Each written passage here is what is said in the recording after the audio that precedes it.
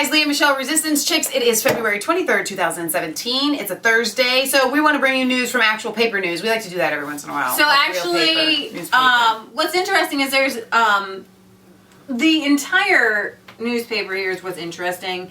But this was from Sunday, and I didn't accidentally. I read it today. I didn't read it on Sunday. I didn't have time. Okay? I'm like, could there be any news? Is it old news? No, it's actually not old news. It's actually kind of really pertinent news. We are in Cincinnati, Ohio, which has traditionally, for my whole life, been what you would consider Republican, stronghold Republican. Right. And this newspaper has always been Republican, but it changed hands, I think, in 2010 or something like that. And since then, during the election, I mean, they were calling Trump like a pig and all kinds of crazy, weird things. And, right. 8 out of 8 not articles. Professional. 8 out of 8 articles were anti-Trump or pro-Hillary. There was not a one pro-Trump article. And so I decided to kind of thumb through this. I'm still stuck with the Nancy same Pelosi. thing. And so it's the way that they're leading people. So there's a lot to this. I'm going to kind of just hit a couple of stories in here to show you the progressive leaning. And we showed you guys the OFA, the Organizing for Action, which is interesting because it is mentioned in here. And not only is the OFA mentioned in here, but the actions that you would see, the clandestine actions, is psychologically implanted into the newspaper, so that it's actually getting people to do without, we're coming to you from this angle, right. And they're actually the positive spin. So this is the positive spin. It's kind of like going into the enemy's camp and reading oh, wow, this is what you guys are doing. So the front page says, doors closing, opportunity fades in shadow of Trump immigration stance. It says, refugees have been coming to Greater Cincinnati since the end of the Vietnam War. Dozens of communities have sprung up, replete with businesses and houses of worship, but now the flow of refugees will slow. I know, and it's a brainwashing propaganda, and it goes on to talk about the executive order. I mean, I guess at one of the high schools near us, I guess we take a lot of people from the Bhutan. I mean, half of our immigrants in Cincinnati are from Bhutan. I don't know why. It doesn't actually explain why in the articles. Although Trump's initial action blocked by courts, change is likely to impact local refugee community. The interesting thing about this article is that, we've went over this several times. We can't bring everybody in. So this is to just pull on your heartstrings and just pull out a couple stories like this person's having trouble. This person's having trouble. They've got this wonderful, beautiful couple getting married. And I'm not sure if they'll be able to see that on your... I'm sorry. And then it has a breakdown of all the different refugees coming. There's more males than females. Most of them are from the Bhutan area. Most of them, 49%, are Asian, and then 32% African, and then 14% Arabic. And then they profile this guy who tells a really sad story. And if this is a true story, then I do feel bad. He says that he was at a gas station the other day, and two blonde-haired, blue-eyed people came to him and they specified that? Exactly, yes, in the newspaper. And said, "We don't want your kind here, go back to where you came from." And another person said, "We speak English here. Do you speak English?" or something like that. And he actually worked with, I think he's from Iraq, and I guess he worked with the Iraqi nationals, and he worked with them. But him and his family were allowed over here. It was interesting at the end. He says that when they came over here, they left Islam behind. His wife doesn't wear the headscarf anymore. They're attending a Bible study, and they're going to make a conversion to Christianity, which is interesting. And here's the thing: we have to recognize, and this is coming from an angle of, how dare you and Trump and anyone question Muslims, period. Mm-hmm. And when I thought this through, because it seemed like a good story, and it strung at your hearts, we're going to become Christians. When you have the Viet Cong springing up from the ground, when you have the Viet Cong grabbing children and using children and women as human shields, and you get massacred, that it messes with your head.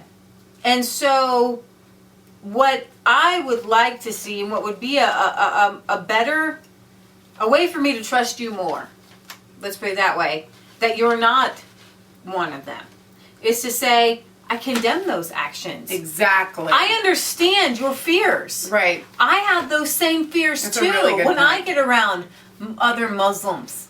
I have the same fears for America, because in this newspaper, what they didn't point out was the Muslim refugee who came over here, I believe on a student visa, and he went on a machete rampage In Ohio State. at Ohio State University. That is not in this article.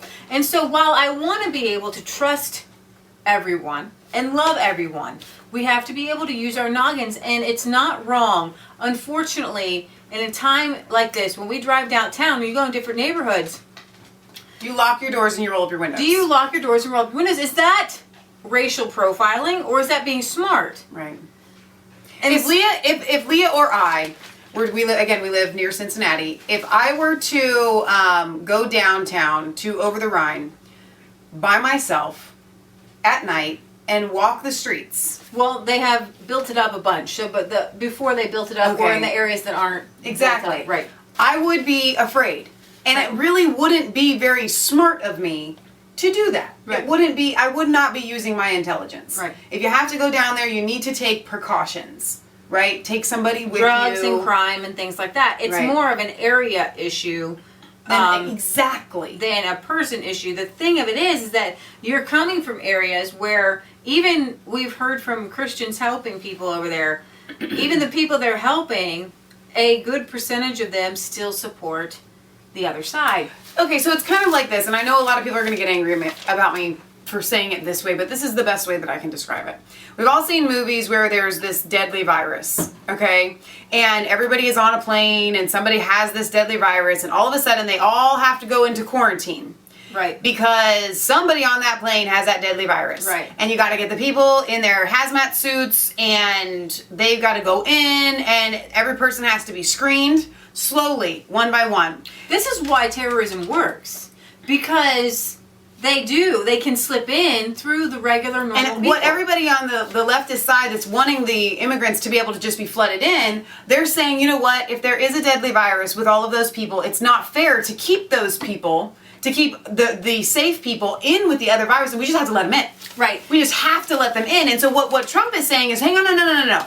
There is a virus amidst these 7 countries, and we cannot just open our doors and allow that virus to come. We have to vet person by person by person. So, That's what's happening. the next story is about an Afghan man who worked tirelessly with U.S. troops.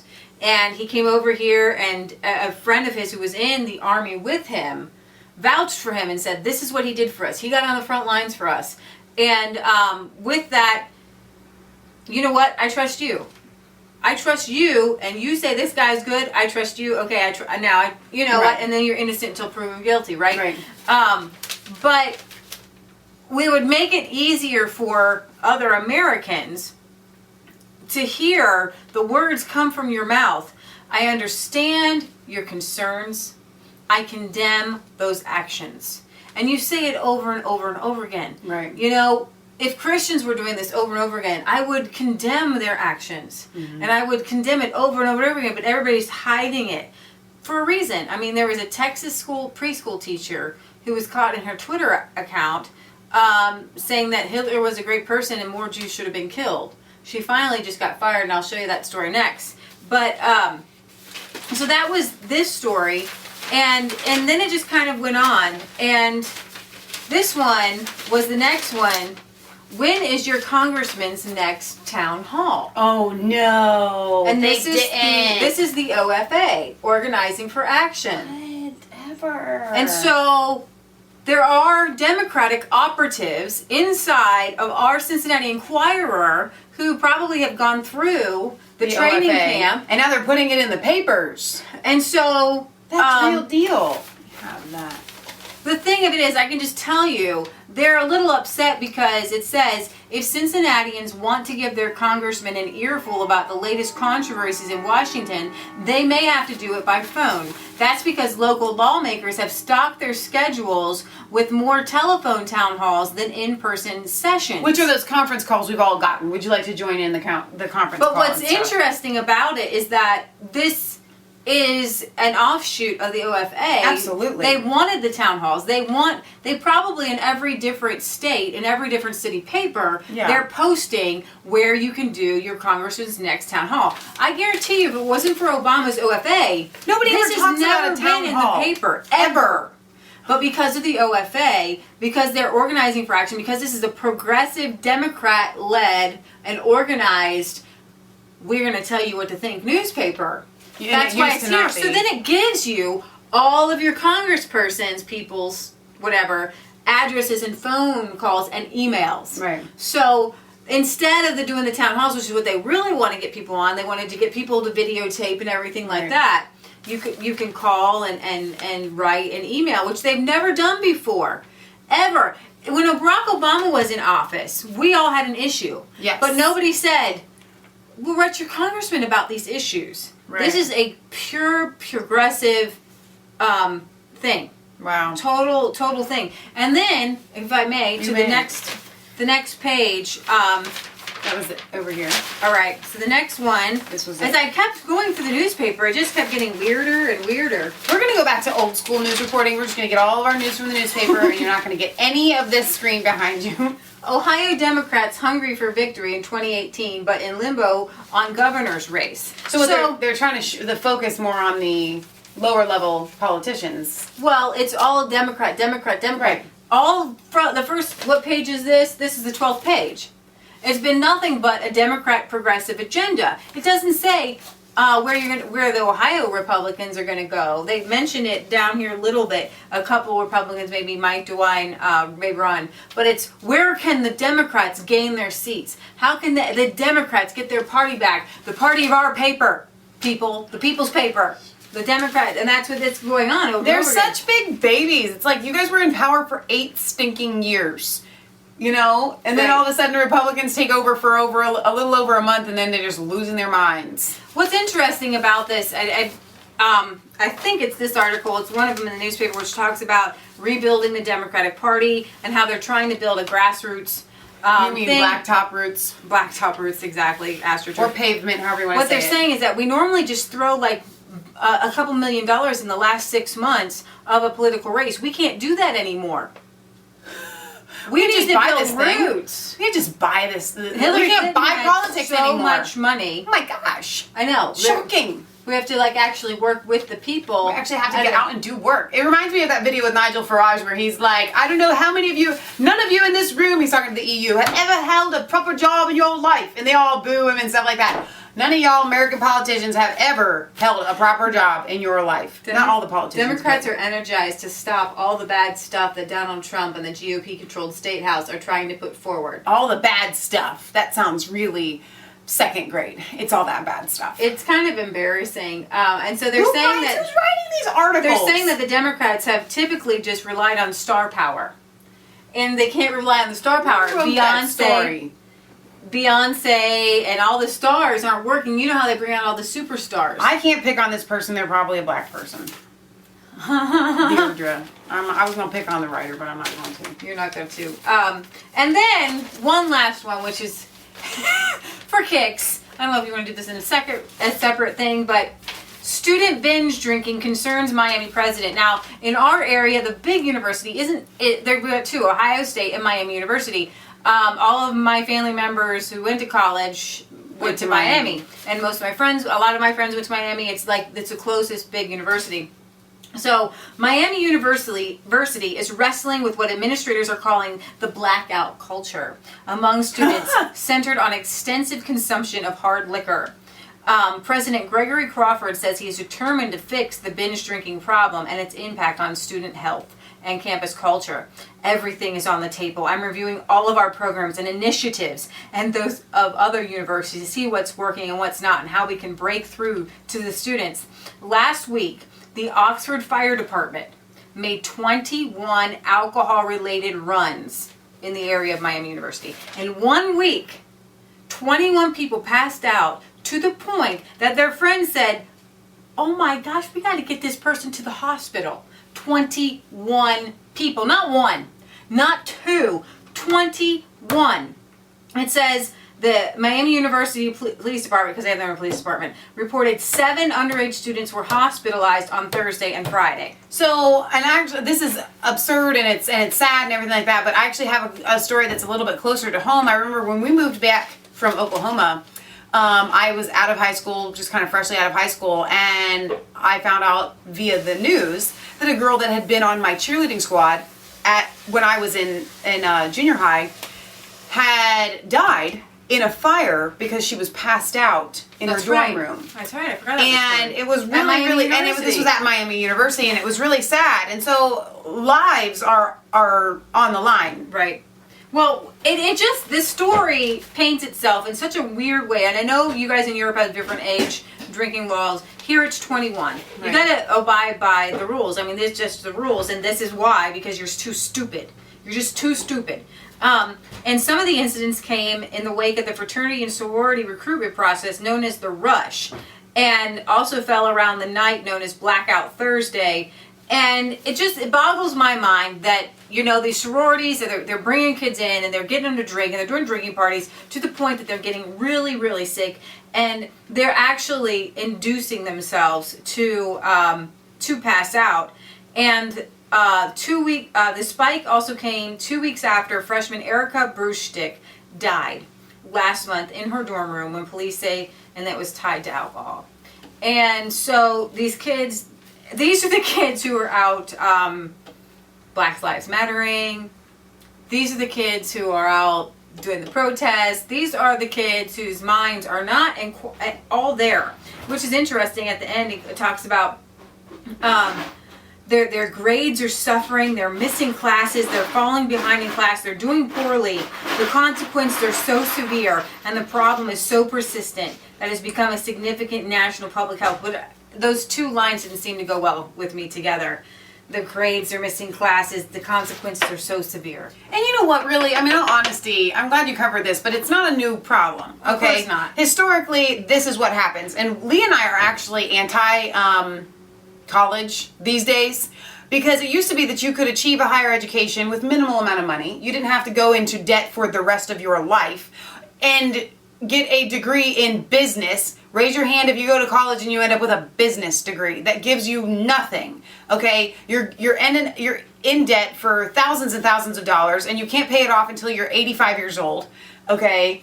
And you're not getting an education. You go to American college just for the experience. It's a $30,000 a year party. Right. And then what people are finding now I can buy you a lot of steaks for that. To get a job, you're up against competition. They don't even have a degree. Right. And you lose out. And so it's really kind of the biggest cop-out. You can't go to school and tell people, you know what, I'm just not going to college.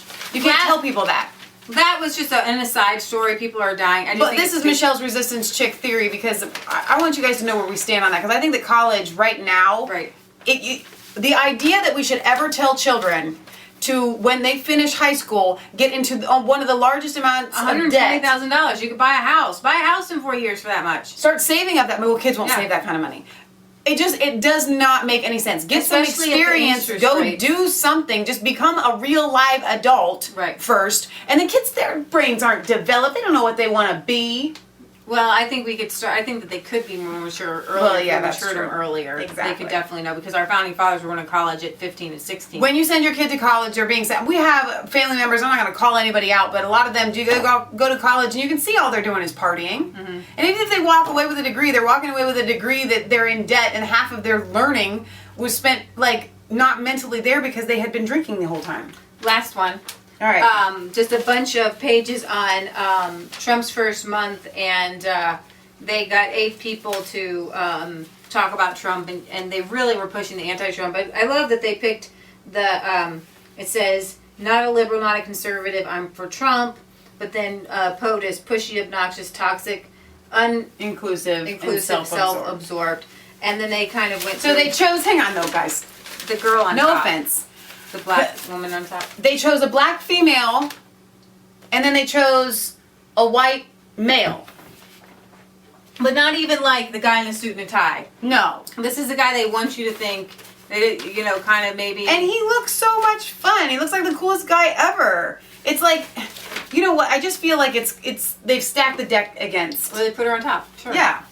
So that was the last one in the newspaper. Democratic newspaper. It's supposed to be Republican. It's not. It's progressive through and through. All right, so there you go. There's our Cincinnati newspaper news for you guys. This is Leah Michelle signing off for Resistance Chicks, where it's not a conspiracy theory if it's the truth. Don't forget to like, comment, and subscribe to Mass Faith 3 and Resistance Chicks. Ring that bell for notifications so you get an email every time we put out a new video, and find us on Facebook where we can interact with you guys there on a daily basis. God bless.